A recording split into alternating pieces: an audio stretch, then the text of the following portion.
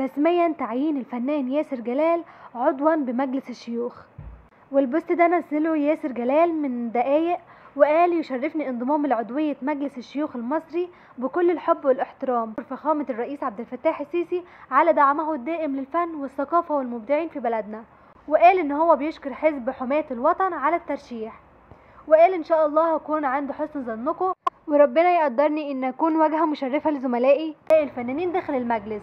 طبعا عارفين ياسر جلال ان هو عمل مسلسل كان بيدعم فيه القضية الوطنية، وكان مجسد شخصية الرئيس عبد الفتاح السيسي في المسلسل المعروف الاختيار، وكان مجسد رئيس عبد الفتاح السيسي وكان بيعمل انجازاته. الجمهور انقسم الى نصين بين مؤيد وبين معارض، في اللي بيقول ان ياسر جلال يستحق المنصب ده، وفي اللي بيقول ان ياسر جلال ما يستحقوش. وفي الاخر شاركونا رايكم في التعليقات، ياسر جلال فعلا يستحق المنصب ده ولا لا؟ لو وصلتوا لحد هنا ما تنسوش تعملوا لايك للفيديو واشتراك للقناه وفعلوا زر الجرس عشان توصلكوا الاخبار اول باول.